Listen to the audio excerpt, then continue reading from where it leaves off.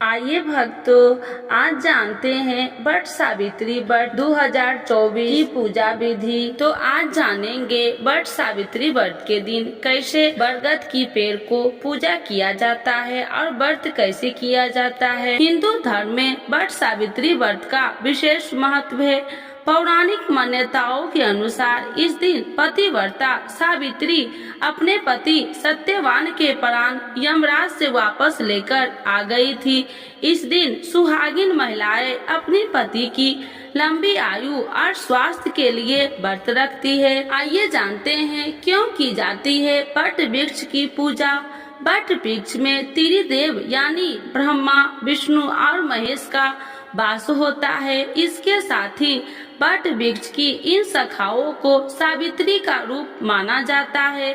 इसके अलावा तने में विष्णु जी, जड़ में ब्रह्मा जी और शाखाओं में शिव जी का वास होता है। वट सावित्री व्रत 2024 6 जून 2024 को ज्येष्ठ माह की अमावस्या को वट सावित्री का व्रत रखा जाएगा, जबकि 21 जून को वट पूर्णिमा का व्रत रखा जाएगा। प्रति वर्ष यह व्रत 2 बार किया जाता है। पहले ज्येष्ठ कृष्ण त्रयोदशी से अमावस्या तक और दूसरा ज्येष्ठ शुक्ल त्रयोदशी से पूर्णिमा तक। दोनों की पूजा विधि समान है। हिंदू धर्म में दोनों ही व्रतों को महिलाएं अपने पति की दीर्घायु के लिए करती है। हिंदू धर्म में यह व्रत अखंड सौभाग्य का वरदान देने वाला है, इसीलिए सौभाग्य स्त्रियों का यह महत्वपूर्ण व्रत है। आओ जानते हैं वट सावित्री व्रत की पूजा विधि। वट सावित्री व्रत के दिन व्रतधारी सुबह घर की साफ सफाई करके नित्य कर्म से नियुक्त होकर स्नान करके स्वस्थ वस्त्र धारण करे। फिर पूरे घर में पवित्र जल का छिड़काव करे।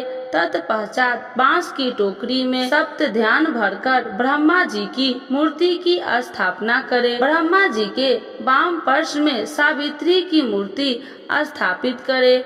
इसके बाद इसी प्रकार दूसरी टोकरी में सत्यवान तथा सावित्री की मूर्ति की स्थापना करे। इन टोकरियों में वट वृक्ष के नीचे ले जाकर रखे। इसके बाद ब्रह्मा जी तथा सावित्री पूजन करे। फिर तत्पश्चात सावित्री तथा सत्यवान की पूजा करके वर की जड़ में पानी दे। फिर पूजा के जल, मोरी, लोली, कच्चा सूत, भिगोया हुआ चना, फूल तथा धूप का प्रयोग करे। जल से वट वृक्ष की सींच कर उसके तने के चारों ओर कच्चा धागा लपेटकर 3 बार परिक्रमा करे। वर के पत्ते के गहना पहनकर वट सावित्री की कथा सुने। भींगे हुए चने का बनाया निकालकर नकंद रूपे रखकर सासू जी के चरण स्पर्श करे। यदि सास वहाँ न हो तो बैना बनाकर उन तक पहुँचाए। पूजा संपत्ति पर ब्राह्मणों को वस्त्र तथा फल आदि वस्तुएं बांस के पात्र में रखकर दान करे। फिर वट वृक्ष के नीचे सावित्री सत्यवान की कथा को पढ़े, सुने तथा सुनाए। इस तरह पूजन करने से मनोवांछित फल की प्राप्ति होती है और सभी मनोकामना पूरी होती है।